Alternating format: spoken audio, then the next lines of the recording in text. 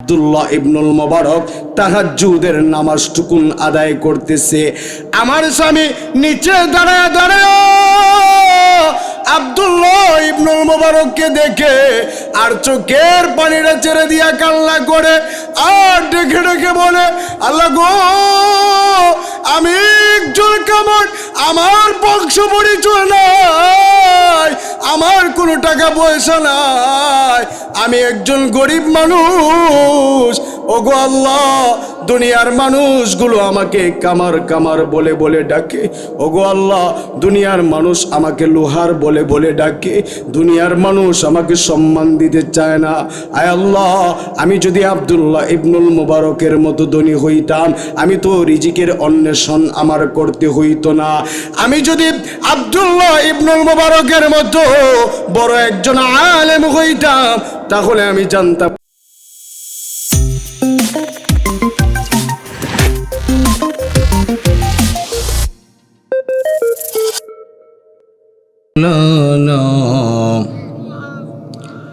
লা ইলাহা ইল্লাল্লাহ, লা ইলাহা ইল্লাল্লাহ, লা ইলাহা ইল্লাল্লাহ, লা ইলাহা, লা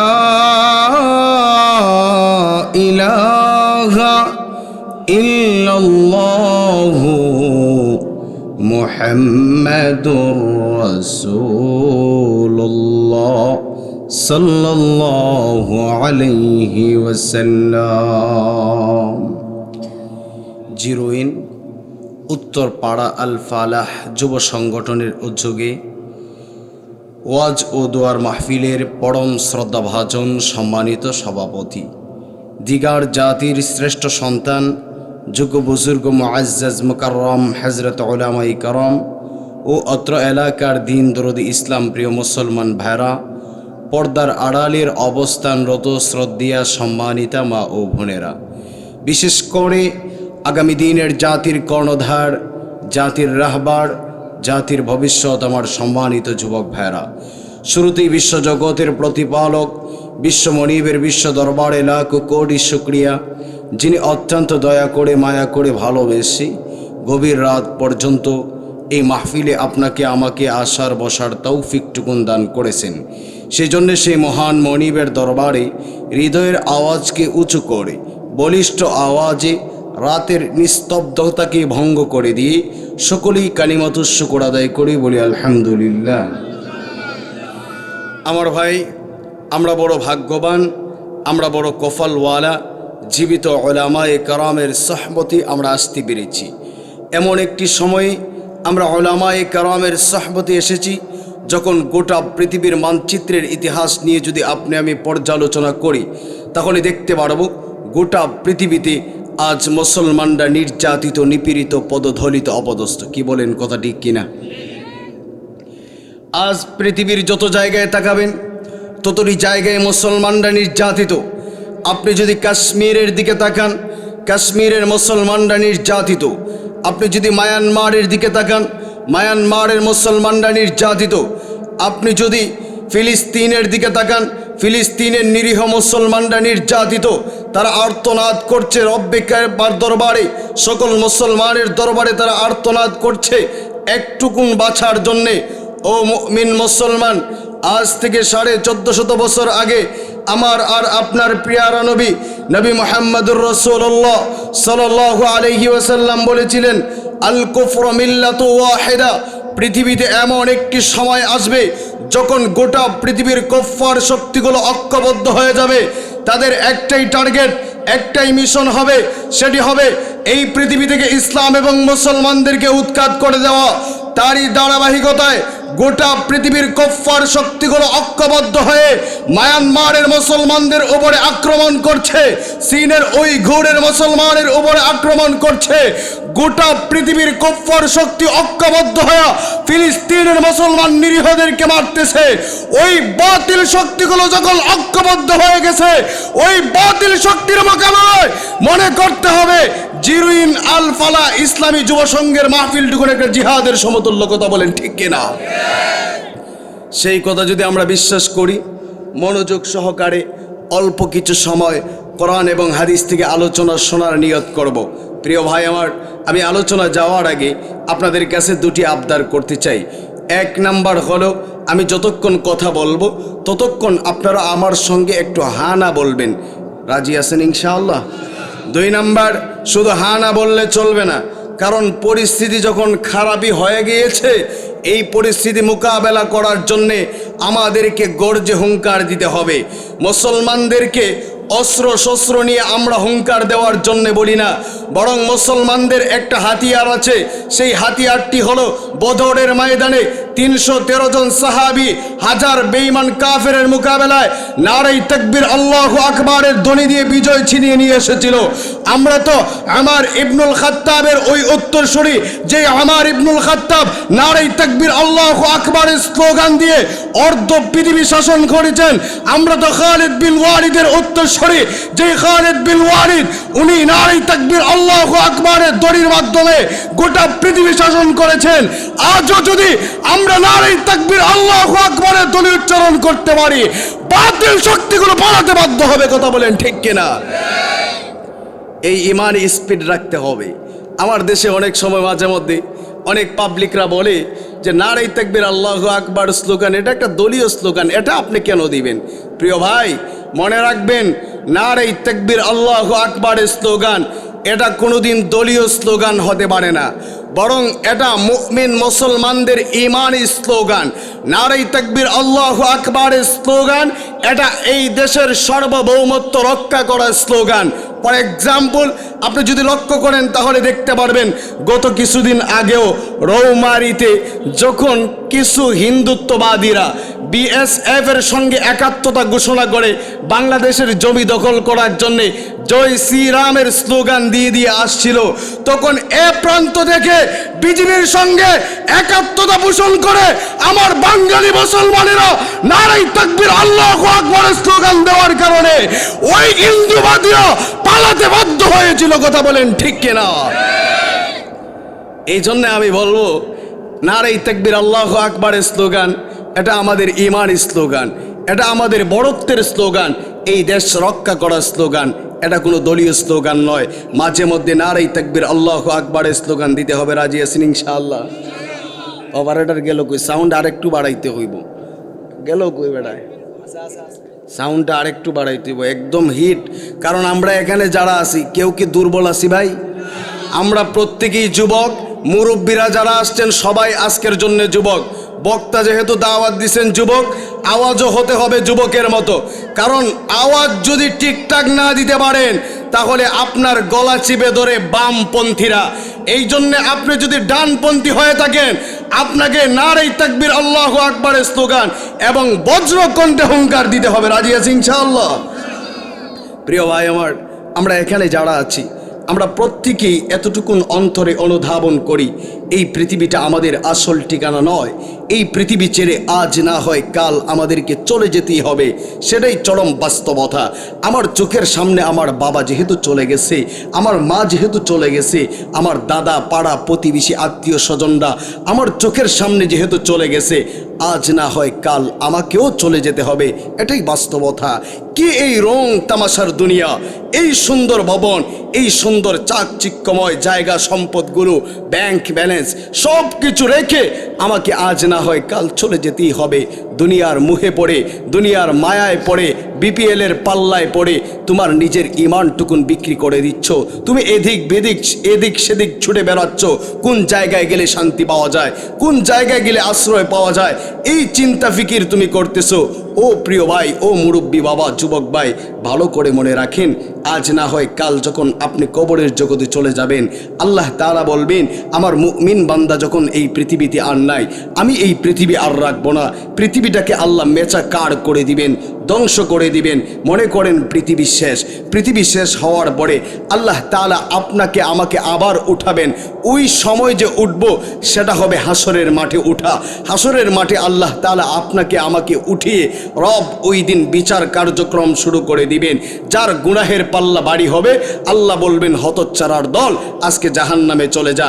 যার নেকের পাল্লা ওজন হয়ে যাবে রব ডেকে ডেকে বলবেন বান্দা আহলান সাহলান তুমি আমার জান্নাতে চলে যাও। আরো আসতে কোন আমার ভাইয়েরা, আল্লাহ তাআলা ওই দিন জান্নাতীদেরকে বলবেন জান্নাতীরা যাও তুমি জান্নাতের ভিতরে চলে যাও। জান্নাতীরা জান্নাতের ভিতরে চলে গেছে। ওরে মুসলমান, জান্নাতের আরাম আয়েশগুলো ভোগ করতেছে, শান্তিগুলো ভোগ করতেছে। জান্নাতীরা ডেকে ডেকে বলবে আল্লাহ গো, দুনিয়ার হুজুররা আমাদের কাছে এসে ওয়াজ করতো জান্নাত নাকি শান্তির জায়গা। ও মালিক, জান্নাত শান্তির জায়গা পেয়েছি, তবে দুনিয়ার হুজুররা আমাদেরকে যা বলেছিল মাত্র 2% বলেছে, 98% বাড়িয়ে আপনি আমাদেরকে জান্নাতের ভিতরে আরাম দিয়েছেন। আল্লাহ, জান্নাতের নাজ নিয়ামত পেয়ে আমরা বড় খুশি। আর এই দিক দিয়ে জাহান্নামে যারা হবে, জাহান্নামের আগুনে তারা হাবুডুবু খায়, জাহান্নামের কষ্টগুলো ভোগ করতেছে। জাহান্নামের কষ্টগুলো ভোগ করে করে তারা ডেকে ডেকে বলবে আল্লাহ গো, জাহান্নামের কষ্টগুলো আর সহ্য হয় না। আমি দুনিয়াতে জিরোইন ওয়াজ মাহফিলে গিয়েছিলাম, ওই জায়গায় গিয়ে শুনেছিলাম জাহান্নামে আমাকে কষ্ট দেওয়া হবে, তবে এত যে বেশি কষ্ট দেওয়া হবে সেটা তো আমাকে বলে নাই। জাহান্নামে এসে তাকায় দেখি 98% কষ্ট আমাকে আরো বেশি দেওয়া হচ্ছে। ও মালিক আল্লাহ, আজকে কষ্ট আর কষ্ট। ও মালিক, আমি আর কোথাও যেতে পারবো না। জাহান্নামের আগুনে হাবুডুবু খায়, জাহান্নামীরা জাহান্নামের হাবুডুবু খাচ্ছে। আল্লাহ তাআলা একটা পর্যায়ে জান্নাতি আর জাহান্নামীদেরকে একটু টকশো করার সুযোগ দিবেন। জান্নাতীরা জান্নাতে থেকে থেকে জাহান্নামীদেরকে দেখবে, আর জাহান্নামীরা জাহান্নামে থেকে থেকে জান্নাতীদেরকে দেখবে। সুবহানাল্লাহ।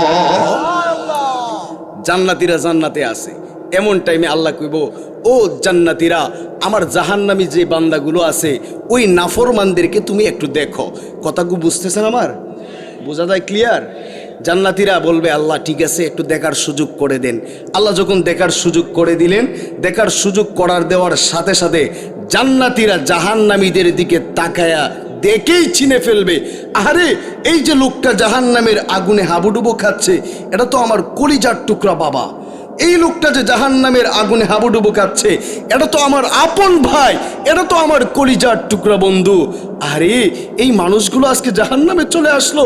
এমনিতেই জিজ্ঞাসা করে মা সালাকাকুম ফি সাকার, ও আমার কলিজার টুকরা বন্ধু, দুনিয়ায় থাকাকালীন অবস্থায় আমরা ব্রাহ্মণপাড়া বাজারে একসঙ্গী না বাজার করেছিলাম, আমি আর তুমি না জাহান্নামে দেখে বলবে বাবা গো, তুমি আর আমি না এক পাতিলার ভাত খাইতাম, তুমি আর আমি না এক বিছানায় ঘুমাইতাম বাবা, তুমি কেমন করে আজকে জাহান্নামে চলে আসলো। আজকে ওই তার আপন বউটাকে দেখে, তার স্ত্রীকে দেখি চিনে ফেলবে, বলবে তুমি কেমন করে, একসঙ্গে না আমরা সংসার করেছিলাম, আজকের দিনে তুমি কেমন করে জাহান্নামে চলে আসলা। তখন জাহান্নামীদেরকে বলবে মা সালাকাকুম ফি সাকার, কিসে জাহান্নামে তোমাকে আনলো।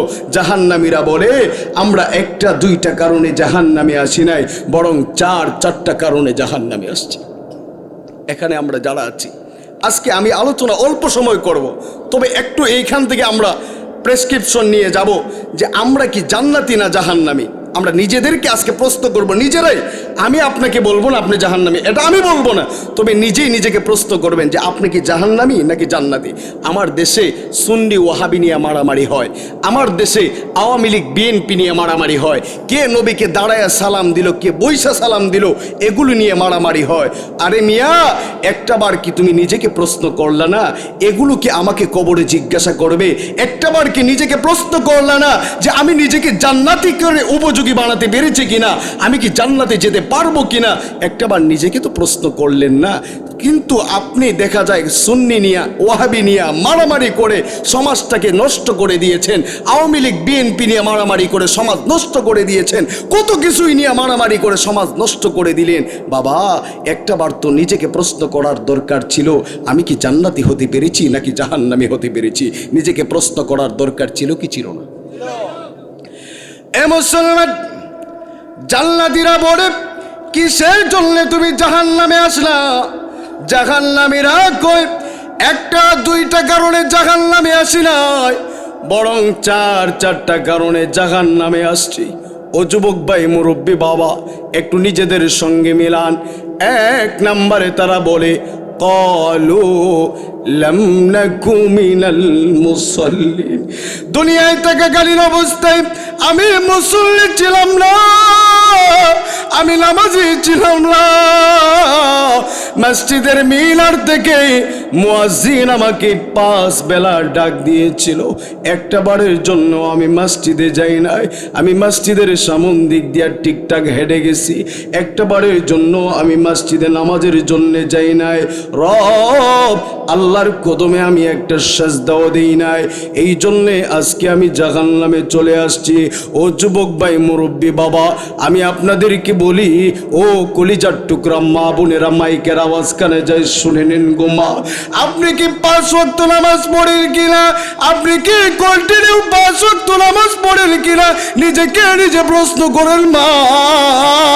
যদি 5 ওয়াক্ত নামাজ পড়ে থাকে, কপালে আপনি লিখে রাখতে পারেন আপনি একজন জান্নাতি মুমিন। আর যদি 5 ওয়াক্ত নামাজ না পড়ে থাকেন, আপনি কোন ক্যাটাগরির মুমিন নিজেই নিজেকে প্রশ্ন করে বাহির করে নেন। আজকে থেকে আমরা এখানে যারা আছি কন্টিনিউ 5 ওয়াক্ত নামাজ পড়তে রাজি আছি ইনশাআল্লাহ। 5 ওয়াক্ত নামাজ পড়তে হবে। ও ভাই, মসজিদের মিনার থেকে যখন মুয়াজ্জিন আজান দেয় আল্লাহু আকবার বলে, আপনি বলেন যে আমার এখন সময় নাই, প্যান্ট ভালো না, কাপড় ভালো না, আপনি নামাজে যাচ্ছেন না।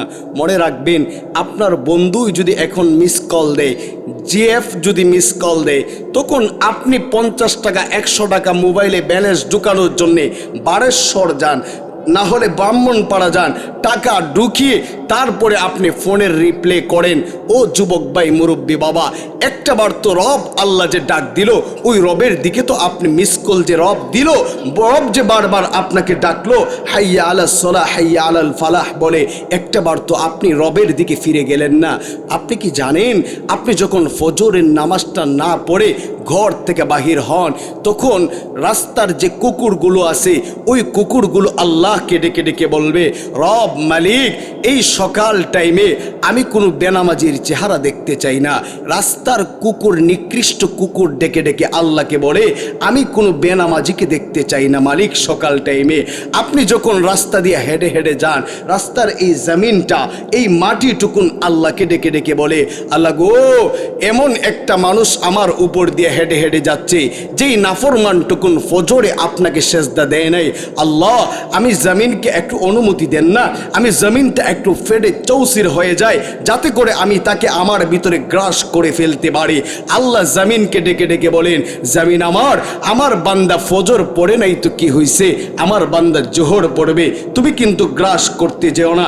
আপনি যখন জোহরের সালাত আদায় করলেন না, জোহরের নামাজ যখন আপনি আদায় করলেন না, তখন জমিন আল্লাহকে ডেকে ডেকে বলে, আল্লাহ গো, আপনারা বলেছেন আপনার বান্দা জোহরে আসবে, কিন্তু আপনার বান্দা তো জোহরেও আসে নাই, আমাকে অনুমতি দেন, আমি পেটে চৌচির হয়ে আপনার বান্দাকে আমার ভিতরে ঢুকিয়ে ফেলে।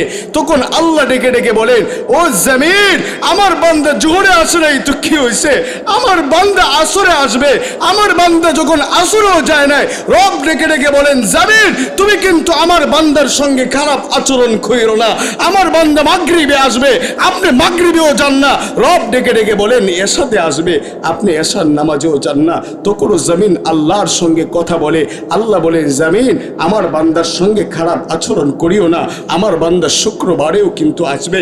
আপনি যখন শুক্রবারেও যান না, তখন জমিন আল্লাহর কাছে রাগে ফেটে বলে, মালিক, আমাকে এখন অনুমতি দেন, তাকে গ্রাস করে ফেলি।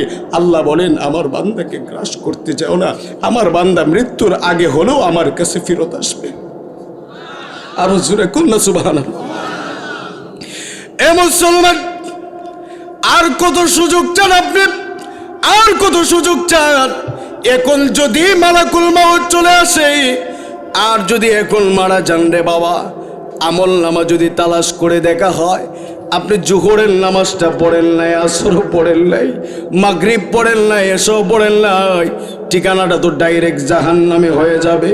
মনে রাখবেন, নামের শুরুতে মোহাম্মদ আর শেষে আহমদ লাগাইনি মুসলমান হওয়া যায় না। এ মুসলমান, আপনি যদি মুসলমান হতে হয়, 5 ওয়াক্ত নামাজ কন্টিনিউ আপনাকে পড়তে হবে।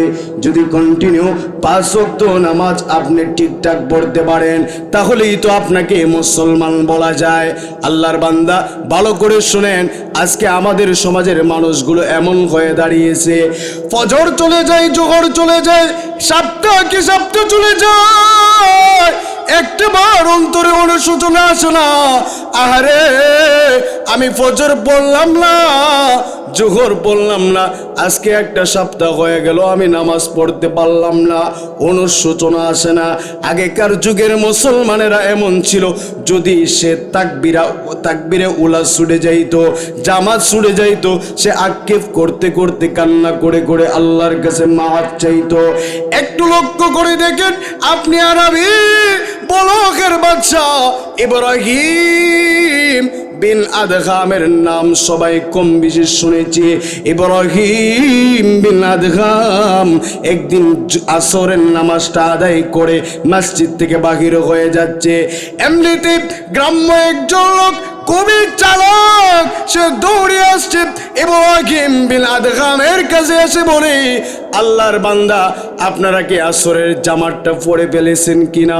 ইব্রাহিম বিন আদগাম বলে, হ্যাঁ, আমরা আসরের নামাজ জামাতের সহিত পড়ে ফেলেছি। লোকটা আকাশের দিকে তাকাইয়া আহ বলে একটা শব্দ উচ্চারণ করেছে। ইব্রাহিম বিন আদগাম ডেকে ডেকে বললেন, হে আল্লাহর বান্দা, তুমি যে আকাশের দিকে তাকাইয়া আহ শব্দটা উচ্চারণ করেছো, ওই আহ শব্দটা তুমি আমাকে দিয়ে দাও। আমি যে জামাতের সহিত নামাজটা আদায় করেছি, ওই নামাজটা তুমি নিয়ে চলে যাও।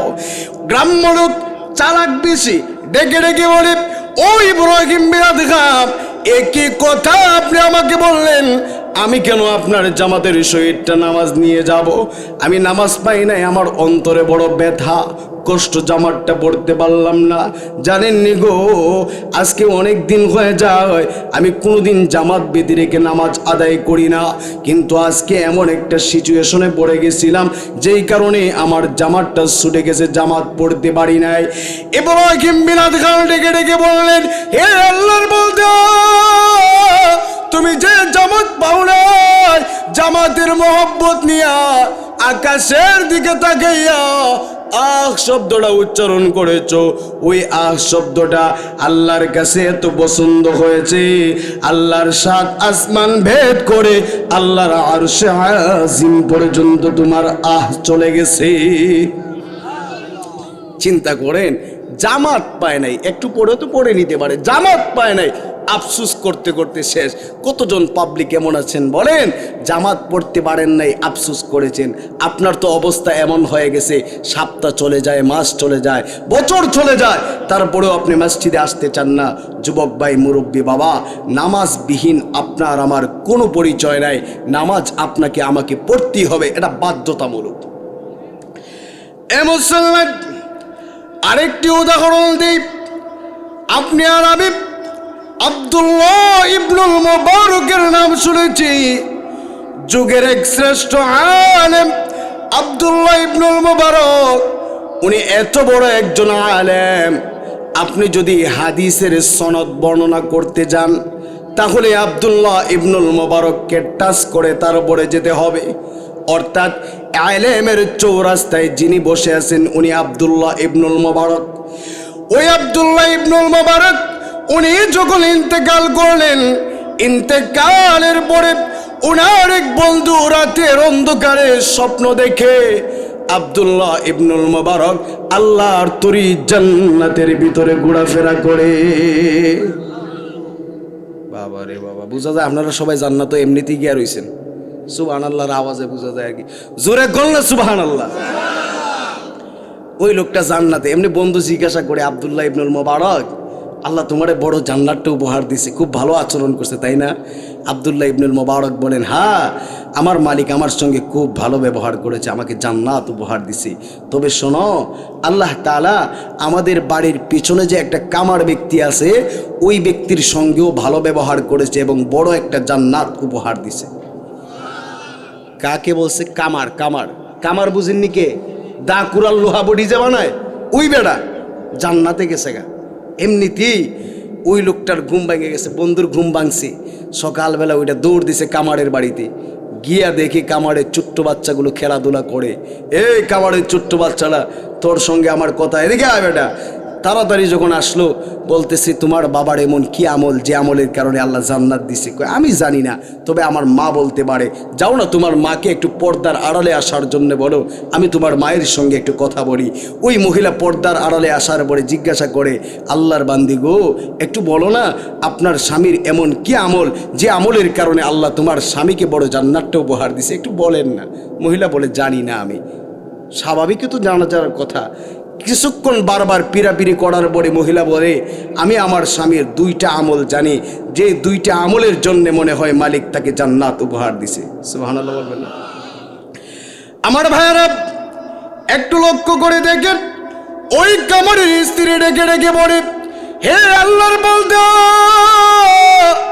আমার স্বামীর এক নম্বর আমল হলো, আমি আমার স্বামীকে লক্ষ্য করে দেখেছি, উনি যখন আগুনের পাড়ে বসে বসে দা কুড়াল লোহা বটিগুলো বানাতে যাইতো, আমি লক্ষ্য করে দেখতাম আমার স্বামী হাতুড়েটা উপরের দিকে উঠায়া বারবার এটার ভিতরে বাড়ি দিত।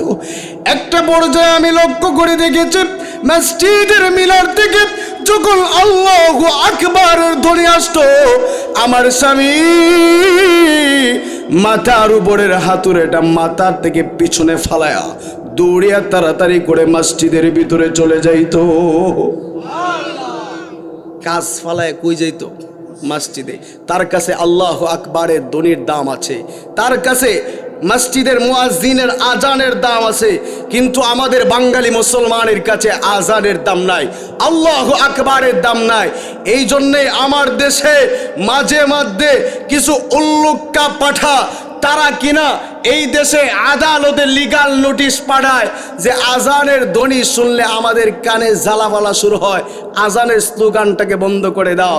হতচ্ছাড়ার দল, আপনার এতটুকুন বোঝা উচিত, এই দেশটা শাহজালালের দেশ, এটা শাহ পরাণের দেশ, শাহ মখদুমের দেশ, অগণিত পীর মাশায়েখের দেশ।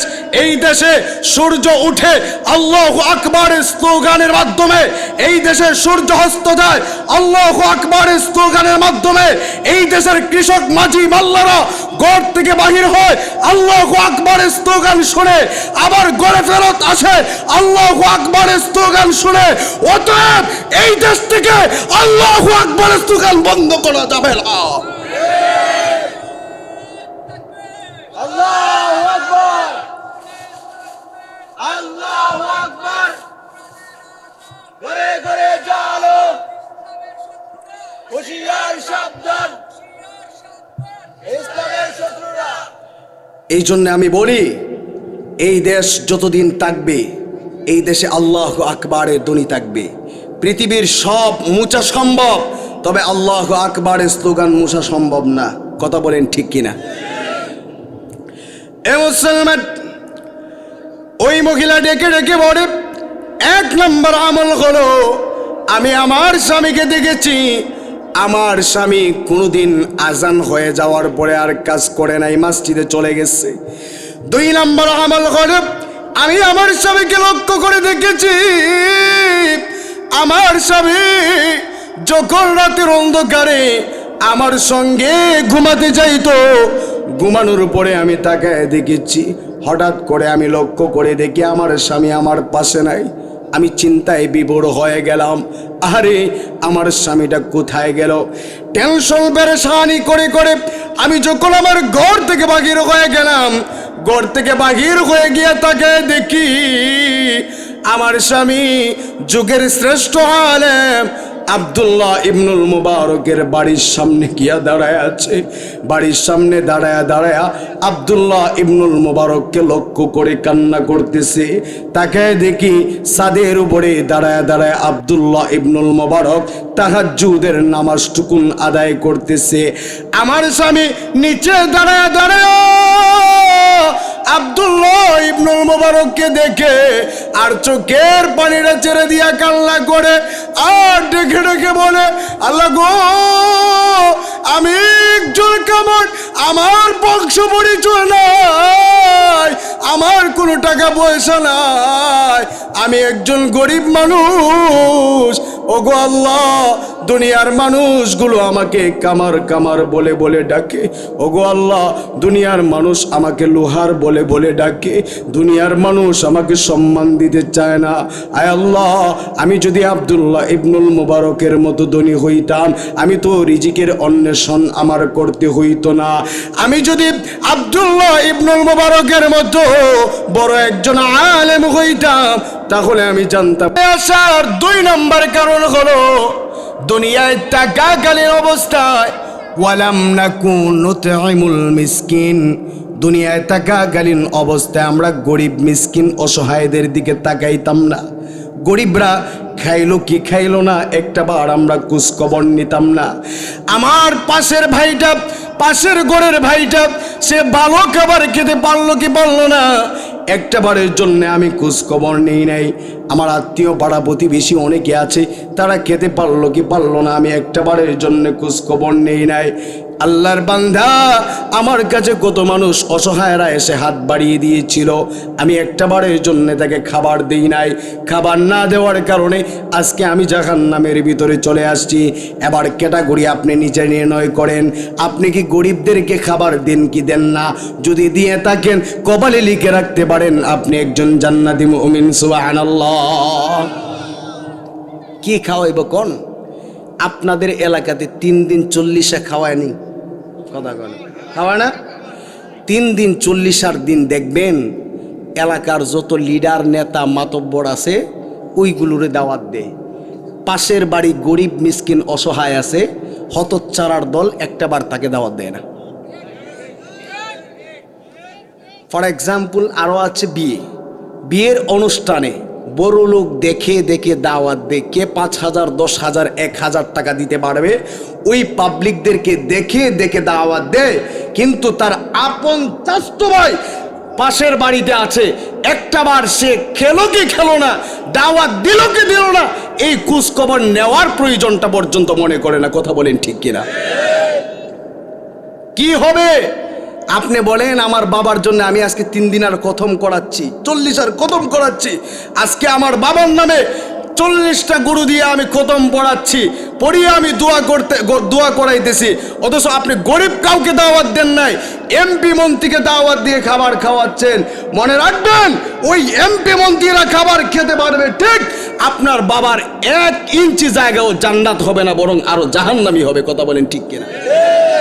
আর যদি একটা গরিবকে আপনি দাওয়াত দিয়ে ভালো করে 2 লোকমা ভাত খাওয়াতে পারতেন, ওই গরিবটা চোখের পানিটা ছেড়ে দিয়ে আল্লাহর দরবারে দোয়া করত, আল্লাহ আপনার বাবার কবরটাকে জান্নাত বানায় দিত।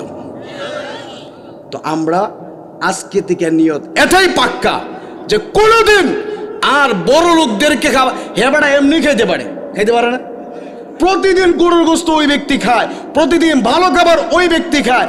আপনার বাড়িতে আইসা যখন খাবে, যখন লবণে হইতো না, তখন গিয়া ডাইরেক্ট গিয়ে লবণে হইল না, কি খাবারটা রানছে, কথা কয় না? আর যদি গরিবরে খাওয়ান, ওই গরিবে গিয়া বলবে না যে খাবার ভালো হইল না খারাপ হইল, এটা বলবে না, বলবে অমুক বাড়ির অমুক ভাই আমাদেরকে আজকে ভালোভাবে দাওয়াতটা দিয়েছে। সে খুশি হয়ে যাবে, তার আত্মা যখন খুশি হয়ে যাবে, রব আল্লাহ খুশি হয়ে যাবেন। এই জন্যই কিয়ামতের মাঠে আল্লাহ তাআলা কিছু বান্দাকে জিজ্ঞাসা করবেন, কিরে আব্দুল করিম, আব্দুর রহিম, দুনিয়াতে আমি তোমার কাছে খাবার খাওয়ার জন্য হাতটা বাড়িয়ে দিয়েছিলাম, কেন আমাকে খাবার দাও নাই? তখন বলবে, আল্লাহ আপনি এটা কি বলেন?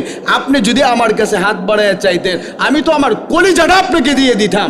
আল্লাহ বলবেন, কি ওই সময় বড় কথা বলতেছো? আমার পক্ষ হইতে একটা গরিব মিসকিন অসহায় তোমার কাছে হাত বাড়িয়ে চাইছিল, তখন আপনি ওই গরিবকে দেন নাই, না দেওয়ার কারণে আজকে তোমাকে জাহান্নামে ফেলে দিছে। যাও জাহান্নামে যাও।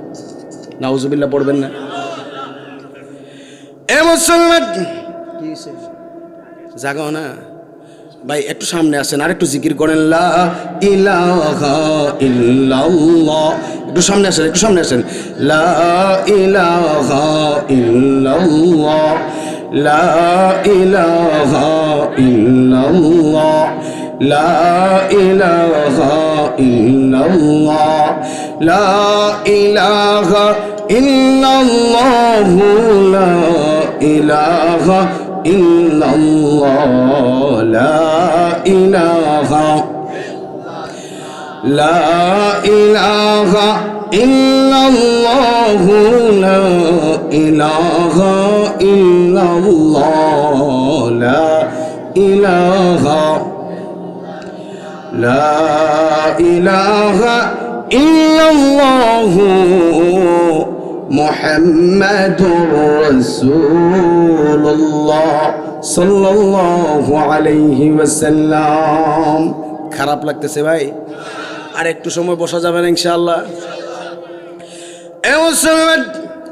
ছোট্ট একটি উদাহরণ আপনাদেরকে দিচ্ছি। আব্দুল্লাহ ইবনুল মুবারক উনি একদিন ওনার কাপড় চোপড় রেডি করলেন, টাকা পয়সাগুলো রেডি করলেন। হজের মৌসুম চলতেছে, হজে যাবেন। আল্লাহর বান্দা যখন সব কিছু রেডি করে ফেললেন, এমন টাইমে দেখা যায় ওনার ছোট্ট সন্তানটা কান্না করে করে ঘরে ঢুকতেছে, বাবাকে জড়িয়ে ধরে কান্না করতেছে। আব্দুল্লাহ ইবনুল মুবারক ডেকে ডেকে বললেন, আমার কলিজার টুকরা সন্তান, আমি তোমার বাবা, হজে চলে যাব, তুমি কান্না করতেছো কেন বাবা? সন্তানটা ডেকে ডেকে বলে, আব্বা জান, পাশের বাড়িতে গিয়েছিলাম, তারা গরুর গোশত রান্না করেছে, একটা বারের জন্য আমি তার কাছে চাইলাম, তারা আমাকে দেয় নাই, বরং ধাক্কা দিয়ে তাড়ায় দিল। আব্দুল্লাহ ইবনুল মুবারক সুলতানের হাতটা ধরলেন, হাতটা ধরে ওই লোকের বাড়ির সামনে গিয়ে হাজির হয়ে বললেন, আল্লাহর বান্দা, গড়ে আসো কিনা, দরজাটা একটু খুলে দাও। দরজাটা যখন খুলে দিল, এমনি লক্ষ্য করে তাকায় দেখে তার বাড়ির কাজ করে বলা দিন মজুর দাঁড়িয়ে আছে। লক্ষ্য করে বললেন, তুমি আমার সন্তানটাকে কি চিনো না? হ্যাঁ হুজুর, আমি চিনি। আমার সন্তানটা তোমার কাছে গরুর গোশত চাইলো, তুমি একটা বার দিলা না। লোকটা কান্না করতেছে, আল্লাহর ওলি গো, কান্না করতেছি এই জন্যে, আপনার সন্তানটাকে তো আমি হারাম খাবার খাওয়াতে পারি না। কি হারাম খাবার? আমি আজ 3 দিন হয়ে গেল হুজুর, আমার ঘরের চুলা আগুন জ্বলে না। ঘরের চুলা আগুন না জ্বলার কারণে পেটের ক্ষুধায় আমি বাজারে পর্যন্ত গিয়েছিলাম। বাজারে গিয়ে আমি কোনো কাজ পাই নাই। কাজ না পাওয়ার কারণে আমার সন্তানগুলো আমাকে বলেছে, বাবা গো, আজকে যদি খাবার না দিতে পারেন, আপনার সঙ্গে আর কথাই বলবো না। নিরুপায় হয়ে আমি রাস্তার পাশে একটা মরা গরু দেখেছি। ও আমার কলিজার টুকরা বাবা, আমি ওই সন্তানের কথাগুলো স্মরণ করে আমি ওই মরা জানোয়ার থেকে, মরা গরু থেকে কিছু মাংস নিয়ে আসছি, এনে সুন্দর করে রান্না করে আমি আমার সন্তানদেরকে খাওয়াচ্ছি। এমন টাইমে আপনার সন্তানটা আমার কাছে এসে চাইলো, আল্লাহর ওলি, একটু বলেন না, মরা জানোয়ার আমি আপনার সন্তানটাকে কেমন করে খাওয়াই? আপনি তো একজন সাহেবে মালওয়ালা, আপনি বছর বছর জাকাত দেন, আপনার টাকা দিয়ে আমরা চলি, আপনি তো সাহেবে মালওয়ালা, আপনার সন্তানের জন্য এটা খাওয়া তো হারাম। আমি না জীবন বাঁচানোর জন্য আমি এটা খেতে পারি, তবে আপনি তো খেতে পারবেন না। হুজুর, আমাকে মাফ করবেন, এতে যদি আমার অপরাধ হয় বিচার করতে পারেন। আব্দুল্লাহ ইবনুল মুবারক চোখের পানিটা ছেড়ে ছেড়ে দিয়ে কান্না করে করে বাড়ি চলে যায়। হজের জন্য যে টাকার পয়সাগুলো রেখেছিলেন, ওই টাকার পয়সাগুলো ওই লোকের বাড়িতে এনে বললেন, আল্লাহর বান্দা, আমি আমার ফরজ হজটা আদায় করে ফেলেছি, এখন যেটাতে যাব সেটা হলো আমার নফল হজ। আমি নফল হজে যাব না, এতে করলে আমার সওয়াব আছে, না করলে কোনো গুনাহ নাই, আমি যাব না, বরং আমি আমার টাকাগুলো তোমাকে দিয়ে দিচ্ছি। এই টাকা দিয়ে এখন তুমি বাজারে যাও, খাবার কিনে নিয়ে আসো, বাকি টাকা দিয়ে তুমি ব্যবসা করে স্বাবলম্বী হও।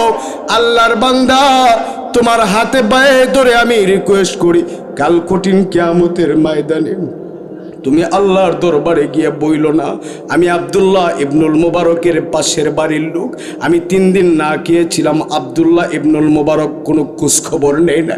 তুমি একটা বাড়ির জন্য আল্লাহর কাছে আমার নামে কোনো বিচার দিও না, আমি তোমার হাতে পায়ে ধরে মাপ চাই। আল্লাহর বান্দা একটু লক্ষ্য করে দেখেন না, আপনি বছর বছর হজ করার জন্য মক্কায় দৌড়ান, আল্লাহ পাওয়ার জন্য মক্কায় যান, আল্লাহ পাওয়ার জন্য মদিনায় যান, নবীকে পাওয়ার জন্য মদিনায় দৌড়ান, কত মাহফিলে যান, কত জায়গায় যান রে বাবা। আমি আপনাকে বলি, আপনি যদি জান্নাত পেতে চান, আপনি যদি আল্লাহকে পেতে চান, আপনি আপনার পাশের বাড়ির গরিব মিসকিনদের খবর নেন, তাদেরকে 2 লুকমা ভাত খাওয়ান। যদি খাওয়াতে পারেন, আল্লাহ আপনার ঠিকানাটা জান্নাত বানায় দিবে। রাজি আছেন ইনশাআল্লাহ? আজকে থেকে পাক্কা নিয়ত আমাদের একটাই, মানুষদেরকে খাওয়াবো। খাওয়াইলে কমে না, খাওয়াইলে বাড়ে। কথা বলেন ঠিক কিনা? মুরব্বীরা একটা কথা বলে, মিথ্যার মতো পাপ নাই, খাওয়ানোর মতো। এটা বলেন না আপনারা? এতে কি দাও ডর করে তো, কোন সময় জানি কোন আমলা করে ফেলে। এই জন্য আজকে থেকে আমরা পাক্কা নিয়ত এটাই যে আমরা কন্টিনিউ মানুষদেরকে খাবার খাওয়াবো। রাজি আছি ইনশাআল্লাহ? খাবার না খাওয়ালে যেতে হবে কোথায়? এটা আসতে কয়, খাবার না খাওয়ালে যেতে হবে কোথায়? কারণ গেল কয়টা? 3টা বলে 2টা মগস্ত রাখতেই মতো আলো। প্রোগ্রাম কিন্তু বড় বড় হয়। ওই দিন আপনাদের পাশে দেবিদ্বার জয়পুরে অনেক বড় প্রোগ্রাম, আমির হামজা থেকে নিয়ে শুরু করে সব বক্তারা আসছে। আমি আলোচনা করছি এই জায়গায় 1 ঘন্টা। তো আমি ওই সময় বলছি, বড় মাহফিল আর বড় জমায়েত হলেই যে আপনি হেদায়েত পেয়ে যাবেন এমনটা নয়, বরং ছোট্ট মাহফিলগুলোর ভিতরে হেদায়েত নিহিত থাকে। যদি বক্তার কথাগুলো হয় দামি, বক্তার কথাগুলো হয় যদি শ্রুতিমধুর, মানুষগুলো শুনে যদি শান্তি পায় আর এটাতে যদি আমল করতে পারে, তাহলে এই আমলের কারণে আল্লাহ তাআলা জান্নাত বানায় দিবে। কথা বলেন ঠিক কিনা? এই জন্যে এই যে আজকের মাহফিলটা ছোট্ট হলে কি হবে, এই ছোট্ট মাহফিলটার ভিতরে রহমত নিহিত আছে, আছে না? না ইনশাআল্লাহ। এ মুসলমান, আমি আপনাদেরকে বলছিলাম, জান্নাতীরা বলে মা সালাকাকুম ফি সাকার, ও জাহান্নামের দল, কিসের জন্যে জাহান্নামে আসলা?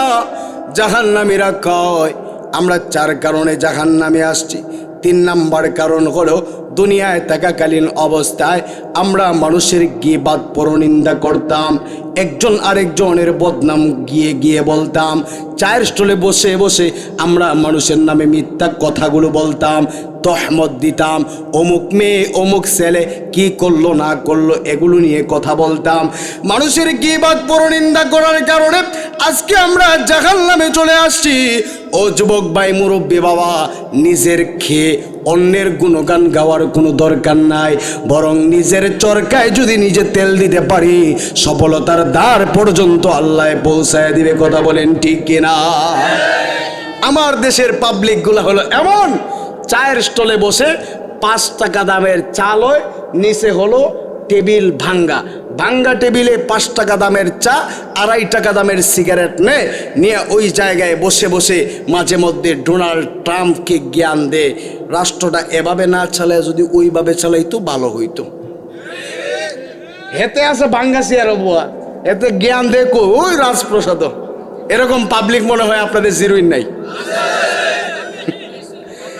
মাঝে মধ্যে কত রকমের জ্ঞান যে আল্লাহর বান্দারা দে, বাবা রে বাবা। এই হলো আমাদের সমাজের বাস্তবতা। মাঝে মধ্যে দেখবেন কিছু পাবলিক এমন আছে, কিছু বাস্তবতা কোয়া দরকার, বলা দরকার না? মাঝে মধ্যে দেখবেন বাম, এটা কি বাম হাত নেই, বাম হাতে সিগারেট, ডান হাতে চা নিয়ে বৈশা পায়ের উপরে পা উঠে বলতেছে, না দুনিয়াতে বালা মানুষ নাই, বালা মানুষ পাইবেন কই? আপনি সিগারেট খান আর ওই দিক দিয়ে বালা মানুষ বিচারেন, আপনারা বালা মানুষ বিচার তো কইছে কেডা? আপনি নিজে বালা নিমিয়া। কথা কয় না? যে সিগারেট খায় ওই ব্যক্তি কি বালা মানুষ হইতে পারে? ওই ব্যক্তি খাইতেছি তো হারাম খাবার, হারাম খাবার খেয়ে যখন বালা মানুষ বিচারে, বোঝা গেল তার উদ্দেশ্য খারাপ। এই কাজ করা যাবে না। আমাদের দেশের পাবলিকগুলো এমন, দেখবেন অমুক বাড়ির আব্দুল করিম কি করলো, অমুক বাড়ির আব্দুর রহিম কি করলো, কোন মেয়ে কি করলো, কোন ছেলে কি করলো, এই কাজ আমাদের সমাজে এছাড়া আর কোনো কাজ নাই। এই পাবলিকগুলোই আমাদের সমাজটাকে ধ্বংসের দ্বারপ্রান্তরে নিয়ে যাচ্ছে। আপনি যদি নিজের পিছনে সময়টুকুন ব্যয় করেন তাহলে আল্লাহ আপনাকে সফলতার চূড়ান্ত পর্যায়ে পৌঁছায় দিবে। আপনি যদি মানুষের পিছনে পিছনে পড়ে থাকেন, মনে রাখবেন সারাটা জীবন আপনি মানুষের পিছনেই থাকবেন, সামনে আগানোর সুযোগ আপনার হবে না। আর যদি আপনি আপনার নিজের চরকায় তেল দিতে পারেন, আল্লাহ তাআলা আপনাকে সফলতার চূড়ান্ত পর্যায়ে পৌঁছায় দিবে। ওই যে কোনো এক ব্যক্তি নাকি এলাকার এক হুজুরের বদনাম জায়গায় ও জায়গায় গিয়ে বলে, হুজুরের বদনাম যেহেতু বলে, হুজুরের কাছে এলাকার মানুষ গিয়ে ইনফর্ম করলো, হুজুর আমরা এলাকাবাসী আপনারে এত বেশি মহব্বত করি, কিন্তু ওই অমুক বাড়ির অমুক লোকটা আপনাকে শুধু নেগলেক্ট করে কথা বলে, খারাপ কথাগুলো বলে আপনার নামে। হুজুর ওই লোকটাকে কি করা যায় কিছু চিন্তা করে পাইতেছি না। হুজুরও বলেন আচ্ছা ঠিক আছে, 1 কেজি মিষ্টি তাকে আমি উপহার দিলাম, এটা আপনি তার বাড়িতে নিয়ে পৌঁছায় দেন। লোকটাকে মিষ্টি দেওয়া হলো, কই থেকে আইছে, ও হুজুরে দিছে। আচ্ছা, বালা করে খাইতেছে। পরের দিন আবার যখন বদনাম কয়, হুজুরে পাঠাইছে 2 কেজি। তৃতীয় দিনও যখন বদনাম কয়, হুজুরে পাঠাইছে 3 কেজি। লোকটা এবার আক্কল গেল খুলছে, আহারি লোকটার করি বদনাম, আমারে দে মিষ্টি। তাড়াতাড়ি করে হুজুরের কাছে গেছে, কি মাথার তার মার কি গেছে গা? হুজুরে না গেছে না, তো গেছে না, তো মিষ্টি বাড়ান কি লিগে? আমি না আপনার বদনাম কই মিষ্টি বাড়াই এই জন্যে আপনি কষ্ট করে নামাজ পড়েন, কষ্ট করে রোজা রাখেন, আর এই রোজাগুলো চায়ের স্টলে বইসা আমার নামে বদনাম বইলা আমারে হাদিয়া দেন, আর আমার কষ্টের আমার সহজ গুণাগুলো আপনি নিয়ে চলে যাচ্ছেন। যেই ব্যক্তির কষ্টের আমলগুলো আমাকে দিয়ে দেয় আর আমার গুণাগুলো নিয়ে যায়, তাকে কি আমি মিষ্টি না খাওয়াইয়া পারি? কথা কয় না। তো আপনার এলাকাতে আপনার কিছু বন্ধু বান্ধবরা কিছু থাকবেই, তো তারা যখন বদনাম বলবে আপনিও তাকে মিষ্টি খাওয়াবেন, যে ভাই আমার গুনাহ যেহেতু আপনি নিতেছেন আর নামাজের সওয়াবটা যেহেতু আমাকে দিতেছেন, আপনি একটু মিষ্টিই খান, চাই খান আমার পক্ষ থেকে। আমার দেশের মানুষগুলো নামাজ পড়ে কষ্ট করে আর চায়ের স্টলে বসে বসে নামাজটা বিক্রি করে দেয়। এই জন্য আমি আপনাদেরকে রিকোয়েস্ট করব, অন্য মানুষ কে কি করলো না করলো এটা আমার দেখার টাইম নেই, বরং আমি কি করলাম সেটাই আমার দেখার বিষয়। আমার দেশের মানুষগুলো এই আঙ্গুলটুকুন সামনে এদিকে দিয়া বলে অমুক ভালো না, অমুক খারাপ, অমুকের কারণে আমাদের সমাজটা আজ নষ্ট হয়ে গেছে, আমাদের সমাজটা আজ ভালো না, এইভাবে আঙ্গুল দিয়ে দিয়ে বলে। একটাবার ওই আঙ্গুলটা এভাবে নিজের দিকে দিয়া বলা উচিত ছিল, এই যে সমাজে যত বিশৃঙ্খলা হচ্ছে এটা আমার জন্য হচ্ছে, আমি যদি ভালো হয়ে যেতাম গোটা এলাকাটা ভালো হয়ে যেত। কথা বলেন ঠিক কিনা? নিজে ভালো জগৎ ভালো, নিজে খারাপ তো গোটা জগৎ খারাপ। কথা বলেন ঠিক কিনা? এ মুসলমান, রাগ করতেছেন নাকি ভাই? খারাপ লাগতেছে? আর 10 মিনিট ভাইরা কি দা স্যার নি আমার ভাইরা, জান্নাতীরা প্রশ্ন করে মা সালাকাকুম ফি সাকার, হে আল্লাহর বান্দা কিসের জন্যে জাহান্নামে আসলা? জাহান্নামীরা কয় আমরা 4 কারণে জাহান্নামে আসছি। 4 নম্বর কারণ হলো দুনিয়ায় থাকাকালীন অবস্থায় আমরা আখিরাতকে বিশ্বাস করতাম না, পরকালকে বিশ্বাস করতাম না, আল্লাহর সামনে দাঁড়িয়ে জবাবদিহিতার ভয় আমাদের ভিতরে ছিল না। মৃত্যুর পরে যে আমরা আবার আল্লাহর সামনে দাঁড়াবো এই দিনটাকে আমরা বিশ্বাস করতাম না। বিশ্বাস না করার কারণে আজকে আমরা জাহান্নামে চলে আসছি। আজকে লক্ষ্য করে দেখেন তো আমাদের দেশের পাবলিকগুলো মুখ দিয়ে বলে আমরা আল্লাহকে মানি, রাসূলকে মানি, কিন্তু অন্তরে মানে না। লক্ষ্য করে দেখবেন যদি আপনি আল্লাহকে মানতেন সঠিকভাবে অন্তর দ্বারা, তাহলে আপনি কোনোদিন মিথ্যা কথা বলতে পারতেন না। আপনি যদি মানতেন আল্লাহ আছে, আল্লাহর সামনে আমাকে দাঁড়াতে হবে, আপনি আপনার ভাইয়ের সম্পদগুলো মেরে খেতেন না। আপনি যদি বলতেন যে আল্লাহ ঠিকঠাক আছে, আল্লাহর সামনে জবাবদিহিতা করতে হবে আমাকে, আপনি কোনোদিন এই দেশের হাজার হাজার কোটি টাকা বিদেশে পাচার করতেন না। আপনি যদি বলতেন যে আল্লাহ আছে, এই মানুষটা কোনোদিন মিথ্যা কথা বলতো না। যদি বলতো যে আমার আল্লাহ আছে, এটা অন্তরে বিশ্বাস করত, তাহলে সে কোনোদিন এতিমের হক মেরে খেত না, আপন ভাইয়ের সম্পত্তি মেরে খেত না, আপন বাবার সম্পত্তি মেরে খেত না। ভাইকে না দিয়ে বাবার সম্পত্তি বন্টন করে নিজেই নিয়ে যায়। এমন পাবলিক মনে হয় আপনাদের এলাকায় নাই?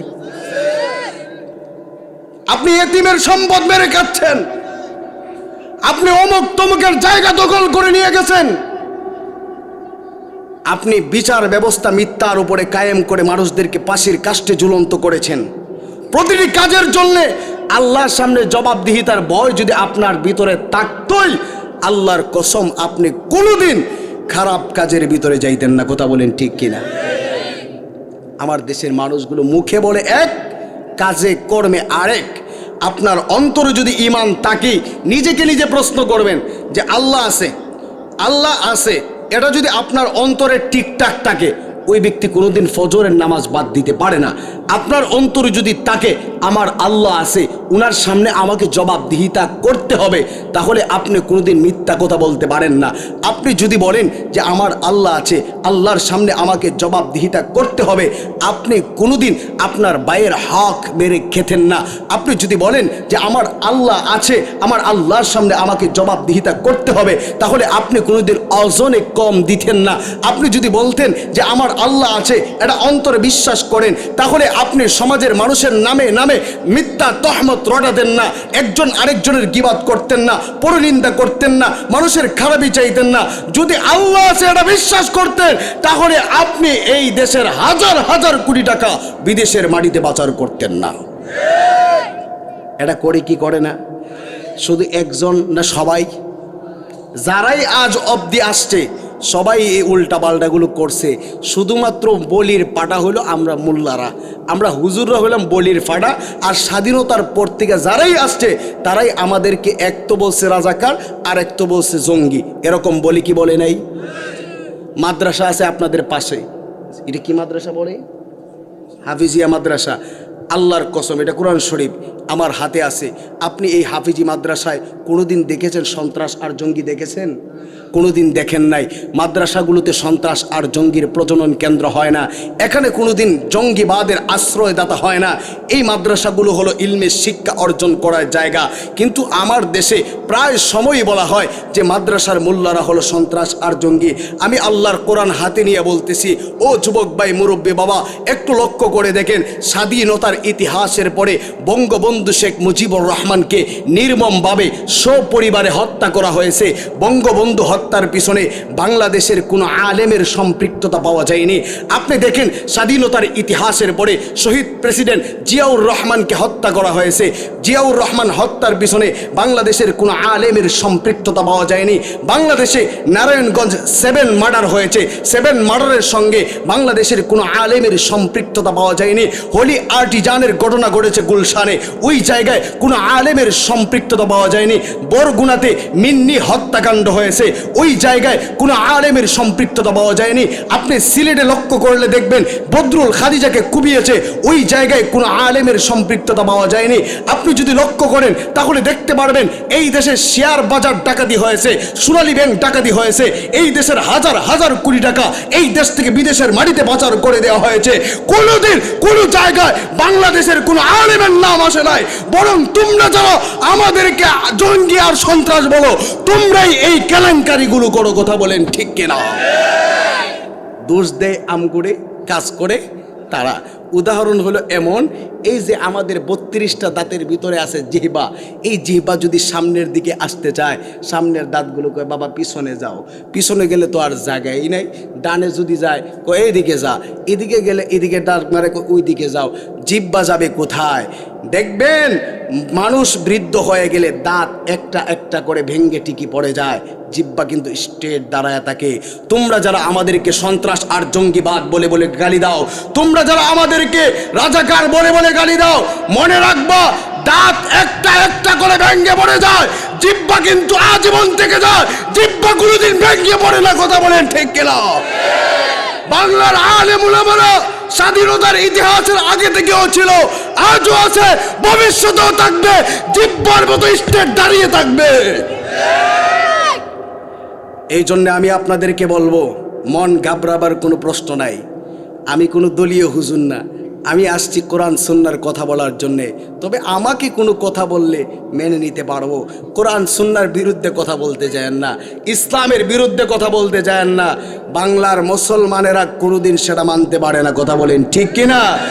আল্লাহ আমাদের সবাইকে বুঝার তৌফিক দান করুন। সকলে বলেন আমিন। এ মুসলমান, আমার আলোচনার সারসংক্ষেপ হলো, জান্নাতীরা জান্নাতের ভিতরে আছে, জাহান্নামীরা জাহান্নামের ভিতরে আছে। এমন সময় আল্লাহ তাআলা জান্নাতি আর জাহান্নামীদেরকে একটু কথা বলার সুযোগ করে দিবেন। জান্নাতীরা একটু জাহান্নামীদের সঙ্গে কথা বলো। জাহান্নামীরা কথা বলতে যায়, তাকায় দেখবে তার বাবা জাহান্নামে আছে, মা জাহান্নামে আছে, ভাই জাহান্নামে, পাড়া প্রতিবেশীরা জাহান্নামে। বলবে মা সালাকাকুম ফি সাকার, আল্লাহর বান্দা তুমি না আমার বাবা, তুমি না আমার মা, তুমি না আমার বন্ধু, কেমন করে জাহান্নামে আসলা? ও যুবক ভাই, পিছনে যারা আসছেন একটু কান লাগান, শেষ কথা বলছি।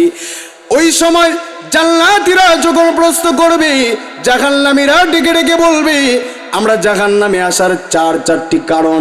এক নাম্বার কারণ হলো ক্বালু লাম নাকু মিনাল মুসাল্লিন। মুখস্থ করেন, এক নাম্বার হলো আমি নামাজি ছিলাম না, নামাজ না পড়ার কারণে আজকে আমি জাহান্নামের ভিতরে চলে আসছি। ও যুবক ভাই, একটু লক্ষ্য করে দেখেন তো আপনি কি 5 ওয়াক্ত নামাজি কিনা। যদি 5 ওয়াক্ত নামাজ পড়ে থাকেন, কপালে আপনি লিখে রাখতে পারেন আপনি একজন জান্নাতি মুমিন। আর যদি নামাজ না পড়ে থাকেন, আপনি কোন ক্যাটাগরির মুমিন নিজেকে নিজে প্রশ্ন করলে পেয়ে যাবেন। 2 নাম্বার হলো আমরা জাহান্নামে আসার 2 নম্বর কারণ হলো দুনিয়ায় থাকাকালীন অবস্থায় আমরা কোনোদিন মানুষদেরকে খাবার খাওয়াই নাই। গরিবেরা আমার কাছে গিয়ে হাতটা বাড়ায় দিয়া বলছিল, আল্লাহর বান্দা একটু দাও না, আমার পেটে ভীষণ ক্ষুধা, আমি ক্ষুধার যন্ত্রণায় সহ্য করতে পারছি না, আপনি আমাকে একটু খাবার দেন। কিন্তু আপনি তাকে খাবার দেন নাই। আপনার পাশের বাড়ির ভাইটা 2 দিন হয়ে যায় ভালো খাবার খেতে পারলো না, আপনি খবর নিলেন না, আপনি ওই দিন জাহান্নামের ভিতরে চলে যাবেন। 3 নম্বর কারণ হলো আপনি 4 স্টলে বসে অমুক জায়গায় তমুক জায়গায় বসে আপনি মানুষের নামে গীবাত পরনিন্দা করেছেন। গীবাত পরনিন্দা করার কারণে আল্লাহ তাআলা আপনাকে জাহান্নামের আগুনে ফেলে দিবে। ওরে মুসলমান, নিজের চরকায় নিজেকে তেল দিতে হবে, অন্যের চরকায় তেল দেওয়া যাবে না। আমি নিজে ভালো তো গোটা জগৎ ভালো, নিজে খারাপ তো গোটা জগৎ খারাপ। 4 নাম্বার হলো আমি দুনিয়ায় থাকাকালীন অবস্থায় আখিরাতকে বিশ্বাস করতাম না, পরকালকে বিশ্বাস করতাম না। আল্লাহর সামনে দাঁড়িয়ে জবাবদিহিতার ভয় আমার ভিতরে ছিল না। আল্লাহর সামনে দাঁড়িয়ে আছে, আমাকে প্রতিটি কাজের জন্য জবাব দিতে হবে।